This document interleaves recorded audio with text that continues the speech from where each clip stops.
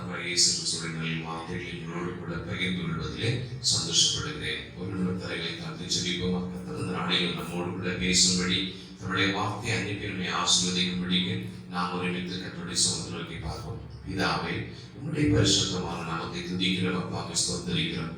இந்த நல்ல நாளுக்காக நாங்கள் நன்றி செலுத்துகிறோம். இந்த நாளில் உம்முடைய சமூகத்தில் வந்து உண்மை தொழுது உள்ள எங்களுக்கு தந்திருக்கிற நல்ல தருணங்களுக்காக நன்றி செலுத்துகிறோம். கர்த்தாவே, உம்முடைய சமூகத்தை நோக்கி பார்க்கிறோம். ஆண்டவரே, உம்முடைய நாமத்தில் நாங்கள் கூடி நிற்கிறோம். ஆண்டவரே, உம்முடைய நாமத்தில் நாங்கள் கூடி வரும்போதெல்லாம் நீர்கள் நடுவில் பிரசனராய் இருக்கிறீர் என்பது உண்மையான ஒரு காரியம். ஆண்டவரே, இப்பொழுது உடைய நாமத்தை சொல்லி நாங்கள் கடந்து வந்திருக்கிறோம். கர்த்தர் எங்களோடு கூட பேசு. இந்த வார்த்தைகள் கேட்கிற ஒவ்வொரு ஜனங்களோடு கூட ஒவ்வொருவரும் கூட நீங்க பேசும் உடைய நாமத்தை மையப்படுத்துங்க. அநேகருக்கு இந்த செய்தி ஆசீர்வாதமாய் மாறட்டும். ஆவியானவர் கிரியை செய்யுங்க. இயேசு கிறிஸ்துவின் பரிசுத்த நிறைந்த நாமத்தில் வேண்டிக் கொள்கிறீர்கள் நல்ல பிதாவே, ஆமென். ஹல்லேலூயா. கர்த்தர் நல்லவர். கர்த்தருடைய நல்ல நாமம் மகிமைப்படட்டும். இந்த நாளிலும் வேதத்தில் நாம் ஒரு வசனத்தை நாம் தியானத்தில் எடுத்துக் கொள்வோம். கர்த்தர் நம்மோடு கூட பேசுவாராக. ஏசாயா தீர்க்கதரிசன புத்தகம் 41 அதிகாரம் 10வது வசனம் இவ்வளவாய் சொல்கிறது. ஏசாயா 41 அதிகாரம் 10வது வசனம், நீ பயப்படாதே, நான் உன்னுடனே இருக்கிறேன், திகையாதே, நான் உன் தேவன், நான் உன்னை பலப்படுத்தி உனக்கு சகாயம் பண்ணுவேன், என் நீதியின் வலது கரத்தினால் உன்னை தாங்குவேன். ஹல்லேலூயா. கர்த்தர் நமக்கு கொடுக்கிற நல்ல ஒரு வார்த்தை பாருங்கள். என் நீதியின் வலது கரத்தினால் நான் உன்னை தாங்குவேன் என்று கர்த்தர் சொல்கிறார். கர்த்தர் தன்னுடைய கரத்தினால் நம்மை தாங்கிக் கொள்கிறார் என்பதுதான் உண்மையான ஒரு காரியம். ஒருவேளை இன்றைய காலகட்டத்தில் நம்மை சுற்றி இருக்கிற எல்லா சூழ்நிலைகளையும் நாம் அறிந்திருக்கிறோம். தேசத்துல வேகமாய் கொள்ளை நோயானது பரவி வருகிறது. அது பல நாடுகளில் பல தேசங்களில் வேகமாய் பரவுகிறது. நம்முடைய இந்தியாவிலும் அது அநேக இடங்களில் பரவி வருகிறது. குறிப்பாக இந்த நாட்களில் நம்முடைய மாவட்டத்திலும் நம்முடைய பகுதிகளில் கூட அது வேகமாய் பரவி வருகிறது. இந்த ஒரு சூழ்நிலையில நம்மை சுற்றி ஒரு பயம் இருக்கலாம், ஒரு கலக்கம் இருக்கலாம். ஒருவேளை எனக்கு அந்த நோய் வந்து விடுமோ, என்னை தாக்கி விடுமோ, இதனால் என்னுடைய வாழ்க்கையில் ஏதாவது சம்பவம் ஏற்பட்டு விடுமோ என்று சொல்லி ஒரு பயத்தோடு கூட ஒரு கலக்கத்தோடு கூட இருக்கலாம். இதற்கு பிறகு என்னுடைய வாழ்க்கை எப்படி இருக்கும், என்னுடைய தொழில் எப்படி இருக்கும், எனக்கு வேலை வாய்ப்புகள் கிடைக்குமா, நான் வாழ்க்கையில முன்னேற முடியுமா, என்னுடைய குடும்பம் செழிக்குமா என்று சொல்லி பலவிதமான கலக்கங்கள், போராட்டங்கள், நெருக்கங்கள் உங்களுடைய வாழ்க்கையில் கடந்து வரலாம். ஆனால் கர்த்தர் இந்த நாளில் உங்களோடு கூட சொல்லுகிறாங்க, நீ பயப்படாத, நீ திகையாத என்று சொல்லியிருக்கிற தேவன் என் நீதியின் வலது கரத்தினால் உன்னை தாங்குவேன் என்று கர்த்தர் சொல்கிறார். தேவன் தன்னுடைய கரத்தினாலே நம்மை தாங்கிக் கொள்ளுகிறாராம். எப்படி தாங்கிக் கொள்கிறார் பாருங்கள். ஏசாயா தீர்க்கதரிசன புத்தகம் 46 அதிகாரம் 3வது வசனத்திலிருந்து நீங்கள் வாசித்து பாருங்கள். ஏசாயா 46:3, யாக்கோபின் சந்ததியாகிய இஸ்ரவேல் சந்ததியில் மீதியாகிய சகல ஜனங்களே, எனக்கு செவி கொடுங்கள். தாயின் வயிற்றில் தோன்றினது முதல் உங்களை ஏந்தி, தாயின் கர்ப்பத்தில் உற்பத்தியானது முதல் உங்களை தாங்கினேன். ஆண்டவருடைய கரம் நம்மை பார்த்தாங்க இருந்து பாருங்கள். தாயின் கருவில் தோன்றினது முதல் அவருடைய கரம் தான் நம்மை தாங்கி வந்ததாம். தாயின் கருவில் தோன்றினது முதல் நம்மளை ஆண்டவர் பாதுகாத்திருக்கிறார். பாருங்கள், ஒருவேளை கருவில் உருவாகி இத்தனை ஆண்டுகள் காலம் நாம் இந்த உலகத்துல வாழ்வது கர்த்தருடைய கரம் நம்மோடு கூட இருப்பதனால்தான், கர்த்தருடைய கரம் நம்மை பாதுகாப்பதனால்தான், அவருடைய கரமை பாதுகாத்ததனால்தான் இன்றைக்கு நம்ம ஜீவனோடு கூட இருக்கிறோம். நாம் நிற்பதும் நாம் நிர்மூலமாக இருப்பதும் ஆண்டவருடைய சுத்த கிருபை அல்லவா? அவருடைய கிருபையினால் நம்ம பிழைத்திருக்கிறோம். நமக்கு விரோதமாக எத்தனையோ மனிதர்கள் சூழ்ச்சி செய்திருக்கலாம், எத்தனையோ காரியங்கள் நடந்திருக்கலாம், எத்தனையோ வியாதி படுக்கைகள் கடந்து வந்திருக்கலாம். ஆனால் அவைகள் எல்லாவற்றையும் கர்த்தருடைய கரம் நம்மை பாதுகாத்தது அல்லவா? அவர் நம்மை நேசித்து இதுவரைக்கும் காத்து வந்திருக்கிறார் அல்லவா? அந்த தெய்வத்துக்கு மனதார நன்றி சொல்லுங்கள். ஆண்டவரே, இதுவரைக்கும் என்னை பாதுகாத்ததற்காக நன்றி. ஆண்டவரே, தாயின் கருவில் தோன்றினது முதல் இந்த ஆண்டு வரைக்கும், இந்த நாள் வரைக்கும், இந்த நொடி வரைக்கும் நீர் என்னை தாங்கிக் கொண்டீரே, அதற்காக உமக்கு நன்றி என்று சொல்லுங்கள். ஆண்டவரே, இனி என்ன சொல்கிறார் பாருங்கள். அதே வசனத்தில் அதிகாரத்தில் அடுத்த வசனத்துல பாருங்க, உங்கள் முதிர் வயது வரைக்கும் நான் அப்படி செய்வேன் என்று வாக்கு கொடுக்கிறார். ஆண்டவர் நம்மை தாயின் கருவில் தோன்றினது முதல் தாங்கி வந்திருக்கிறார். மட்டுமல்ல, உங்கள் முதிர் வயது வரைக்கும் நான் அப்படி செய்வேன் இதுவரைக்கும் எப்படி தாங்கிக் கொண்டாரோ, இதுவரை எவ்வளவாய் பாதுகாத்தாரோ, இதுவரை இவ்வளவாய் அரவணைத்துக் கொண்டாரோ, அதே தேவன் சொல்கிறார், உங்களுடைய முதிர் வயது வரைக்கும் நான் அப்படி செய்வேன் என்று கர்த்தர் சொல்கிறார். ஆகவே நீங்க பயப்பட வேண்டாம், நீங்க திகைக்க வேண்டாம். இதுவரை நடத்தின தெய்வம் இனியும் நடத்துவார். இதுவரை தாங்கினவர் இனியும் தாங்குவார். ஆகவே நீங்கள் திடன் கொண்டு தைரியமாயிருங்கள். ஆண்டவர் இன்னொரு இடத்துல சொல்கிறார் பாருங்கள். சங்கீத புத்தகம் 37ஆம் அதிகாரம் 17வது வசனத்தை வாசித்து பார்ப்பீர்கள் என்று சொன்னால் அங்கு வசனம் விவரணமாய் சொல்கிறது. சங்கீதம் 37ஆம் அதிகாரம் 17வது வசனத்தை பாருங்கள்.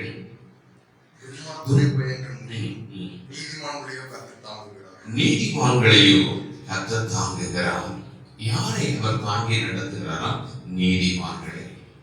தேவனுடைய ரத்தத்தால் கழுவப்பட்ட பிள்ளைகள் நீதிமான்கள் என்று வேதம் சொல்கிறது. கிறிஸ்துவோட ரத்தத்தினால் கழுவப்பட்டவர்கள் நாம் நீதிமான்கள். அப்படிப்பட்ட பிள்ளைகளை அவர் நிச்சயம் பாதுகாப்பார். நிச்சயம் அவருடைய கரம் தாங்கி நடத்தும். சங்கீதக்காரன் 3ஆம் அதிகாரத்தில் சொல்கிறார் பாருங்கள். 3ஆம் அதிகாரம் 5வது வசனத்தில் கூட சங்கீதக்காரன் விவரணமாய் சொல்கிறார் பாருங்கள். நான் படுத்து நித்திரை செய்தேன், விழித்துக் கொண்டேன், கர்த்தர் என்னை தாங்குகிறார். அல்லேலூயா. பாருங்கள், தாயின் கருவில் தோன்றினது முதல் என்னை தாங்குகிறார், இனியும் தாங்குவேன் என்று சொல்லுகிறார். நீதிமான்களை அவர் தாங்கிக் கொண்டே இருக்கிறார். மட்டுமல்ல, நாம் படுத்து நித்திரை செய்யும் போது கூட அவர் தான் தாங்கிக் கொள்கிறார். இரவில் தூங்கி காலை விழிக்கும் போதும் அவருடைய கரம் தாங்குகிறது. பகலில் வெளியே சென்று திரும்பும் போதும் அவருடைய கரம் தான் நம்மை தாங்குகிறது. சங்கீதக்காரன் ஆண்டவருடைய நாமத்தை மனதார துதித்து மகிழ்கிறார். ஆண்டவரே, நான் படுத்து நித்திரை செய்தேன், விழித்துக் கொண்டே நீங்க என்னை தாங்கி கொண்டு வருகிறீங்கப்பா, உங்க கரம் தான் என்னை தாங்குகிறது என்று சொல்லி ஆண்டவருக்கு மனதார நன்றி சொல்லி மகிமைப்படுத்துகிறார். எனக்கு அருமையான தேவனுடைய சொன்ன இன்றைக்கும் கர்த்தருடைய கரம் நம்மை தான் தாங்கி கொண்டிருக்கிறது.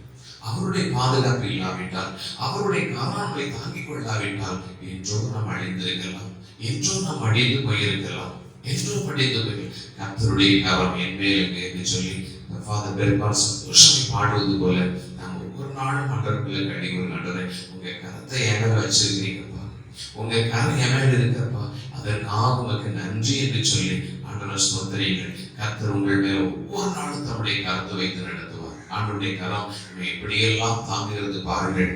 ஒரு வசனத்தை வாசித்து பாருங்கள். எபிரேயர் புத்தகம் 1ஆம் அதிகாரம் 3வது வசனம். எபிரேயர் 1:3. அங்கு வசனம் என்னமாய் சொல்லுது பாருங்கள். எபிரேயர் 1:3 அவருடைய மகிமையின் பிரகாசமும் அவருடைய தன்மையின் சுரூபமுமாய் இருந்து சர்வத்தையும் தம்முடைய வல்லமையுள்ள வசனத்தினாலே தாங்குகிறவராய். வசனம் சொல்லுது, ஆண்டவர் இந்த சர்வ உலகத்தையும் எல்லாவற்றையும் தன்னுடைய வசனத்தினால் தான் தாங்கிக் கொண்டிருக்கிறார். இந்த முழு உலகம் அவருடைய வசனத்துக்கு தான் கட்டுப்பட்டு நிற்கிறது. பாருங்கள், நாம் இருக்கிற பூமியானது ஆகாயத்தில் அந்தரவழியில் மிதந்து கொண்டிருக்கிறது. நமக்கு முன்னாய் தெரியக்கூடிய சந்திரனானது ஆகாயத்தில் மிதந்து கொண்டிருக்கிறது. சூரியன் ஆகாயத்தில் மிதந்து கொண்டிருக்கிறது. இன்னும் அண்டவெளியில ஏராளமான நட்சத்திர கூட்டங்கள், ஏராளமான கோள்கள் இந்த வான்வெளியில் மிதந்து கொண்டிருக்கிறது. இவையெல்லாம் அவர்கள் அறிவியல் ஆராய்ச்சியாளர்கள் சொல்லலாம், இவைகள் ஒரு ஈர்ப்பு விசைக்கு உட்பட்டு இருக்கிறது.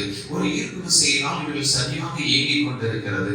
அந்த ஈர்ப்பு விசையோட மையப்புள்ளி நம்முடைய ஆண்டவர் தான். அதான் சொல்றேன், சகலத்தையும் தம்முடைய வசனத்தினாலே தாங்குகிறார். இந்த சராசரங்கள் எல்லாம் அவருடைய வசனத்தினாலே நிற்கிறது, அவருடைய வசனத்தினாலே சுழல்கிறது, அவருடைய வசனத்தினாலே இயங்குகிறது. அப்படிப்பட்ட தேவனுடைய வசனம் உங்களை தாங்கிக் கொள்ளாதா? என்னை தாங்கிக் கொள்ளாதா? நிச்சயம் தாங்கிக் கொள்ளும். மனுஷர்களை உதரும் போதும், மனுஷர்களை கைவிடும் போதும், எதிர்த்து நிற்கும் போதும், நம்மை தாக்க முயற்சிக்கும் போது கூட கர்த்தருடைய கரம் தான் நம்மை பாதுகாக்கிறது, அவருடைய கரம் தான் நம்மை பாதுகாக்கிறது. ஆகவே தேவன் தன்னுடைய வசனத்தை அனுப்பி உங்களை தாங்கிக் கொள்ளுவார், தன்னுடைய வசனத்தை அனுப்பி உங்களை தாங்கிக் கொள்வார். ஒவ்வொரு நாளும் இந்த வேத புத்தகத்தை வாசியுங்கள், ஒவ்வொரு நாளும் இந்த வேத புத்தகத்தை தியானியுங்கள், ஒவ்வொரு நாளும் இந்த வேத புத்தகத்தில் உள்ள வசனத்தை கருத்தாய் கை கொள்ளுங்கள். அப்பொழுது அந்த வசனம் உங்கள் இதயத்தில் ஆழமாய் பதிக்கப்பட்ட அந்த வார்த்தையானது உங்களை தாங்கிக் கொள்ளும், உங்களை தாங்கிக் கொள்ளும். உங்க துக்கத்துல அது ஆறுதலாய் கடந்து வரும், உங்கள் தோல்வியில் அது ஜெயமாய் கடந்து வரும், உங்கள் தோல்வியில் அது ஜெயத்தை கொண்டு வரும். நீங்கள் அழுகையோடு கூட இருக்கும்போது, அந்த அழுகையை மாற்றக்கூடிய ஆனந்த தைலமாக அது கடந்து வரும். காரணம் கர்த்தருடைய வசனமானது உயிர்ப்பிக்கக்கூடியது, உங்களை சந்தோஷப்படுத்தக்கூடியது. அவருடைய வசனத்தினால் எங்களை தாங்கிக் கொள்வார். இரண்டாவதாக ஆண்டவர் எப்படி தாங்கிக் கொள்கிறார் பாருங்கள். 1 கொரிந்தியர் புத்தகம் 13ஆம் அதிகாரம் 7வது வசனம். 1 கொரிந்தியர் 13ஆம் அதிகாரம் 7வது வசனம்.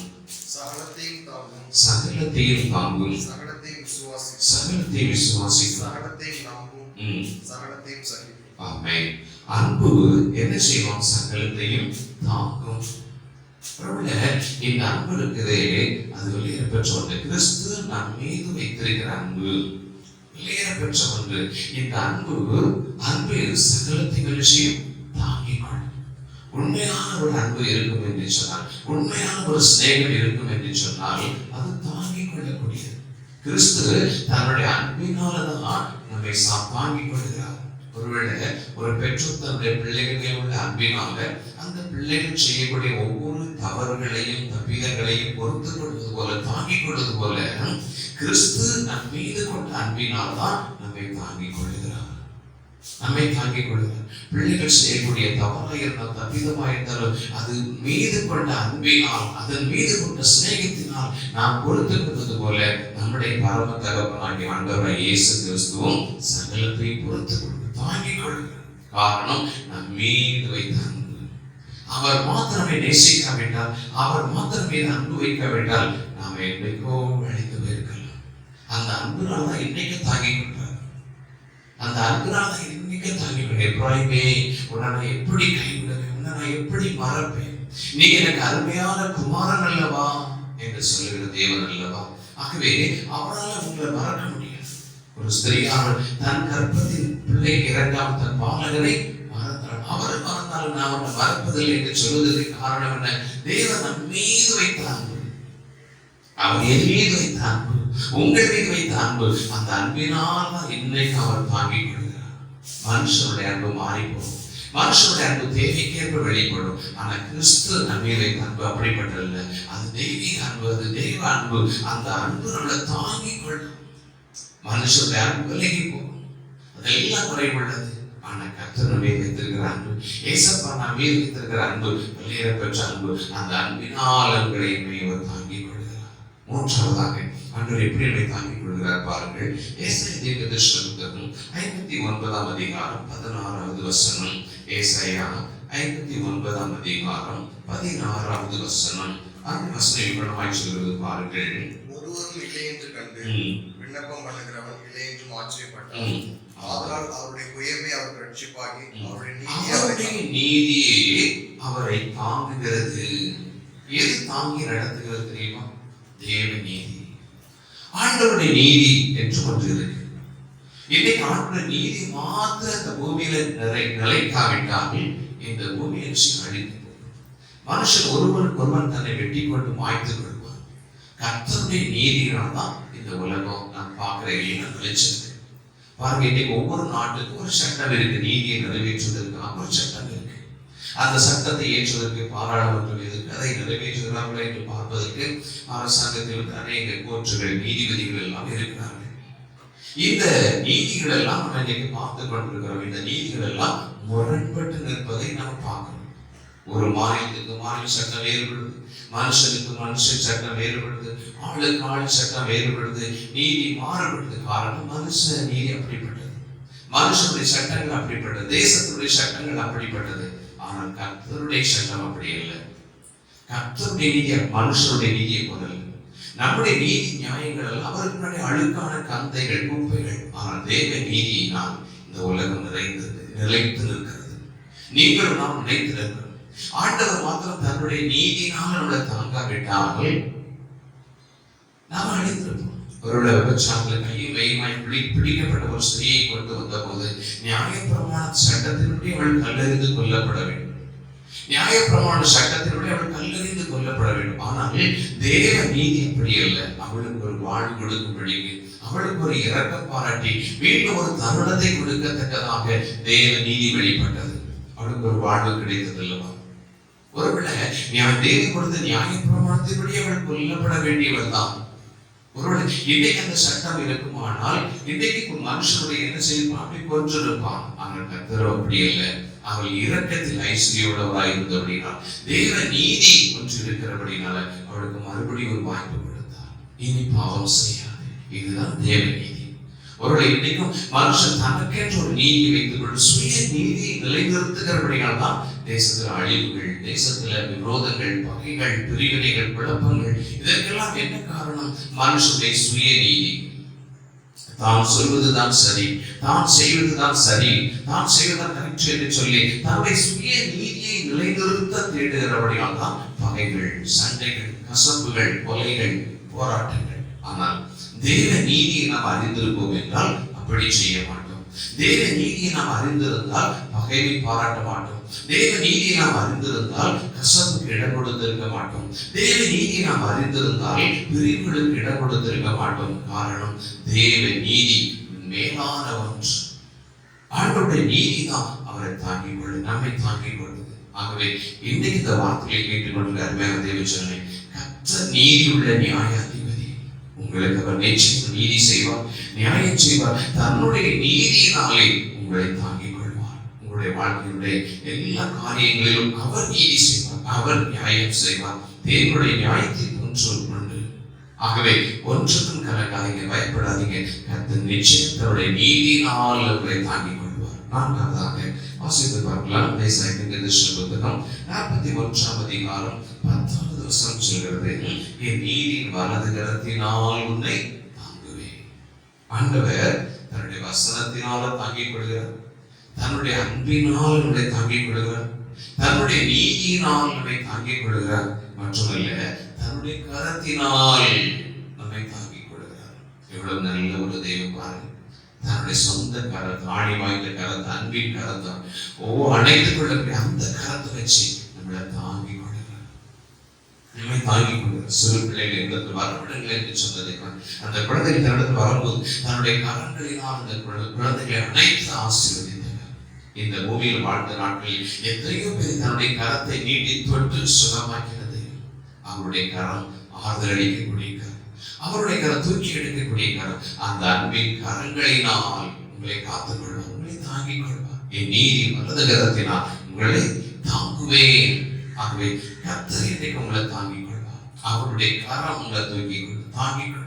அவருடைய பேதுரு கடல்ல நடந்து போகும்போது, ஆண்டுமைக்கு நடந்து போகும்போது காற்றும் கடல் கொந்தளித்தபடி, காற்று சூழ் பயங்கரமாக இருந்தபடியினால அவர் கடல்ல மூழ்கி போகும்போது என்னை காப்பாற்றும் என்று சொன்ன போது இயேசு தன்னுடைய கரத்தை நீட்டி அவனை தூக்கி எடுத்தார். அவருடைய கரம் இன்றைக்கு உங்களுக்கு நேராக இருக்கிறது. அவருடைய கரம் இன்றைக்கு உங்களை தாங்கிக் கொண்டு இருக்கிறது. ஆகவே சந்தோஷமாய் நீங்கள் அறிக்கையிடுங்க, நான் கர்த்தருடைய கரத்தில் இருக்கிறேன், கர்த்தர் தன்னுடைய கரத்தினால் என்னை பாதுகாத்திருக்கிறார். ஆகவே எந்த ஒரு தீங்கும் நெருங்காது, மனுஷனை மேற்கொள்ள முடியாது, சத்துருவினை தொட முடியாது, பாவவினை தொட முடியாது. நான் கர்த்தருடைய கரத்தில் அல்லவா இருக்கிறேன்னு சொல்லி ஆண்டவருடைய கரத்துக்குள்ள இருக்கிறத நீங்க அறிக்கையிடுங்க. சத்துரு வடிவா கர்த்தருடைய கரையாக இருக்குன்னு சொல்லி சந்தோஷமா அறிக்கையிடுங்க. அவர் உங்களை தாங்கிக் கொள்வார். அவருடைய கரம் தான் உங்களை தாங்கிக் கொள்கிறது. ஐந்தாவதாக சங்கீதம் 94:18 வாசித்து பாருங்கள். சங்கீதம் 94:18 அந்த வசனம் வேணுமாய் சொல்கிறது, என் கால் சறுக்குகிறது என்று நான் சொல்லும் போது கர்த்தாவே உம்முடைய கிருபை என்னை தாங்குகிறது. உம்முடைய கிருபை என்னை தாங்குகிறது. ஒருவேளை நம்முடைய கால்கள் சறுக்கும் போது, நாம் வழி விலகும் போது நம்மை தாங்கிக் கொள்வது எது? தேவ கிருபை. சங்கீதக்காரர் சொல்றாரு, என் கால் சறுக்கிறது என்று சொல்லும் போது என்னுடைய கிருபை நினைச்சது தாங்கிக் கொள்வது. ஒருவேளை இந்த உலகத்துல நாம் நீதிமான்கள் என்று சொல்ல முடியாது. வேறு சொல்வது, எல்லாரும் பாவம் செய்து தேவ மகிமை ஏற்றவர்கள். ஆனால் நாம் இடரும் போது, நாம் தவறும் போது, நாம் சறுக்கும் போது தேவன் தன்னுடைய கிருபையினால் நம்மை தாங்கிக் கொள்கிறார். அவருடைய கிருபையினால் நம்மை தாங்கிக் கொள்கிறார். இன்றைக்கும் அவருடைய கிருபை தான் நம்ம தாங்கிக் கொள்கிறது. இந்த கருமையான தேவனுடைய பிள்ளை, அவருடைய கிருபை இல்லாமல் நம்ம ஒன்றும் வாழ முடியாது. உங்க கிருபை இல்லாமல் என்னால் வாழ முடியாது என்று சொல்லி பக்தர் பாடுவது போல நாம் சாப்பிட பார்த்து சொல்ல, நீர் என் மேல பாராட்டின கிருபை பெரிது. சங்கீதக்காரர் வண்ணமா சொல்றா பாத்தீங்களா, என் மேல நீங்க வச்ச கிருபை பெரிது. அந்த கிருபை இல்லாவிட்டா அழிந்திருப்பேனே, என் துக்கத்தில் அடிச்சிருப்பேனே. உங்க கிருபை தான் பயனை தூக்கி எடுத்துச்சு.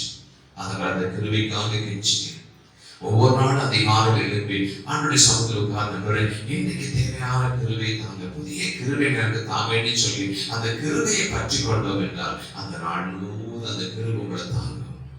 அந்த கிருபை உங்களை சூழ்ந்து கொள்ளும். கிருபை பெருகட்டும்.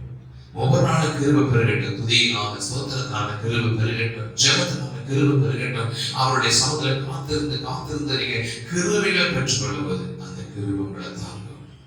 நீங்க வழி விலகும் போது அது காத்துக்கொள்ளும். அது மறுபடியும் தூக்கி நிலைநிறுத்தும். தேவ கிருபை உங்க மேல பெருகட்டும். அவர் தன்னுடைய கிருபையினால் தாங்கிக் கொள்கிறார்கள். ஆறாவதாக சங்கீதம் 41:3 வாசித்து பாருங்கள். சங்கீதம் 41:3. மேல் வியாதியாய் கிடக்கிற அவனை கர்த்தர் தாங்குவார். அவனுடைய வியாதியிலே அவன் படுக்கை முழுவதையும் மாற்றி போடுவார். படுக்கையின் வியாதியாய் கிடக்கிற அவனை கர்த்தர் தாங்குவார். அவனுடைய வியாதியிலே படுக்கை முழுவதையும் மாற்றி போடுவார். ஆண்டவரை எப்படி நம்மை தாங்கிக் கொள்கிறாராம்? வியாதியில் கிடக்கும் போது நம்மை தாங்கிக் கொள்கிறார். தாங்கிக் கொள்வது மட்டுமல்ல, அந்த வியாதி படுக்கையை மாற்றிக் கொள்கிறார். அப்போ என்ன? தேவன் தன்னுடைய சுகமளிக்கும் வல்லமையினால் நம்மை தாங்கிக் கொள்கிறார். நம் வியாதியோடு கூட இருக்கணும் அப்படின்னு விரும்பல. நம்ம வியாதி படுக்கையில் வந்து நம்மளை பாதுகாக்கிற தேவன் அந்த படுக்கையை முற்றிலும் மாற்றிக் கொள்கிறார். தன்னுடைய சுகத்தினால், தன்னுடைய ஆரோக்கியத்தினால் நம்மை தாங்கிக் கொள்கிறார். அல்லாஹ் உன்னதமானவருடைய மாதிரி சர்வ வல்லவருடைய நிழல்ல நம்ம தங்கும் போது அந்த சுகத்தை அனுபவிக்க முடியும். அந்த ஆரோக்கியத்தை நம்ம அனுபவிக்க முடியும். காரணம், கர்த்தர் தன்னுடைய சுகமளிக்கும் வல்லமையினால் நம்மை தாங்கிக் கொள்கிறார். தன்னுடைய சுகமளிக்கும் வல்லமையினால் நம்மை தாங்கிக் கொள்கிறார். நம்முடைய வியாதி படுக்கையை முற்றிலுமாய் மாற்றிக் கொள்வார். முற்றிலுமாய் மாற்றிக் கொள்வார். எவ்வளவு நல்ல ஒரு தெய்வம் பாருங்க. ஒரு 2 ஆண்டுகளுக்கு முன்பாக என்னுடைய சரீரத்திலும் சுகர் என்ற ஒரு பிரச்சனை வந்தது. திடீரென்று ஒரு நாள் செக் பண்ணி பார்க்கும்போது கிட்டத்தட்ட 486 பாயிண்ட்ஸ் இருந்தது. எனக்கு ஆச்சரியம், டாக்டருக்கு ஆச்சரியம், என்ன சார் இவ்வளவு சுகர் இருக்கிறது, நீங்க கண்டுகொள்ளாமல் இருந்திருக்கிறீர்கள் என்று சொல்லி எனக்கு உடனடியாக ஒரு வாரத்துக்கு தேவையான மாத்திரை எழுதி தந்தார்.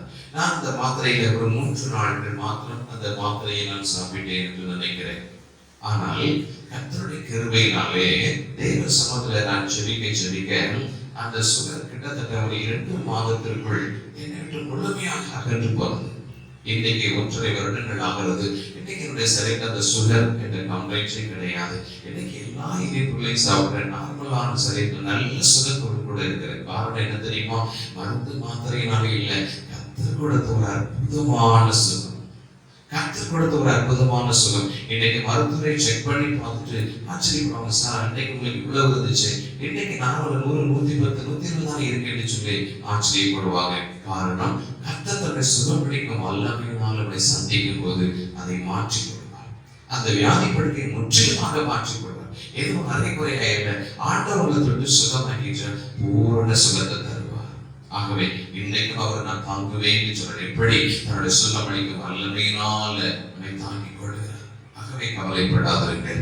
இன்னும் கடைசியாக வாசித்து பாருங்கள். சங்கீதம் 51:12 சொல்லுகிறது. சங்கீதம் 51:12. உமது இரட்சணியத்தின் சந்தோஷத்தை திரும்பவும் எனக்கு தந்து உற்சாகமான ஆவி என்னை தாங்கும்படி செய்யும். எது தாங்குது தெரியுமா? உற்சாகமான ஆவி. நமக்குள்ள இருக்கிற ஆவி இருக்குதே, இது அடிக்கடி சோர்ந்து போகும். நமக்குள்ள இருக்கிற ஆவி இருக்குதே, அடிக்கடி கவலைப்படும். நமக்குள்ள இருக்கிற ஆவி இருக்குதே, அடிக்கடி துக்கத்தோடு கூட இருக்கும். ஆனா கர்த்தருடைய ஆவியானவர் அப்படி இல்லை. கர்த்தருடைய ஆவியானவர் எப்பொழுதும் உற்சாகத்தினால உலகத்துல என்ன நடந்தாலும் சரி அவர் கவலைப்பட மாட்டார். ஆவியானவர் கவலைப்பட மாட்டார். ஆவியானவர் துக்கப்பட மாட்டார். ஆவியானவர் நமக்குள்ள எப்போது எப்படி இருக்கிறார்? உற்சாகத்தை கொடுக்கிறார். உற்சாகமான ஆவி என்றுதான் நமக்கு சொல்லுகிறது. ஆகவே அந்த ஆவியினால் உங்களை தாங்கிக் கொள்வார். உங்களுடைய அந்த ஆவியானவருடைய நிரப்பும் போது நமக்குள்ள இருக்கிற கவலை நீங்கும். நமக்குள்ள இருக்கிற பிரச்சனைகள், போராட்டங்கள் நெருங்கி எல்லாம் மாறும். கர்த்தர் பார்த்துக் கொள்வார். காரணம், வெள்ளம் போல சத்துரு வரும்போது ஆவியானவர் விரோதமாக கொடியேற்றுவார். அவர் வந்துட்டார், அவர் சத்துருக்கு அவர் பார்த்துக்குவார். நாம சும்மா இருப்போம். அவர் யுத்தம் பண்ணுவார். நமக்காக அவர் போராடுவார். நமக்காக அவர் எல்லாவற்றையும் செய்து முடிப்பார். ஆகவே அந்த உற்சாகமான ஆவியானவருக்கு நீங்க இடம் கொடுங்க. அவருடைய சமூகத்துல மகிழுங்க. அவருடைய சமூகத்துல களி கொடுங்க. கர்த்தருடைய தாங்கிக் கொள்வார். ஆகவே இன்றைக்கு இந்த வார்த்தையில கேட்டுக்கொண்டு அருமையான தேவனுடைய ஜனமே, கர்த்தருடைய கரம் உங்களை தாங்கிக் கொள்ளுது. கர்த்தர் தன்னுடைய வசனத்தினால் உங்களை தாங்கிக் கொள்கிறார். தன்னுடைய தெய்வீக அன்பினால் உங்களை தாங்கிக் கொள்கிறார். தன்னுடைய தேவ நீதியினால் உங்களை தாங்கிக் கொள்கிறார்.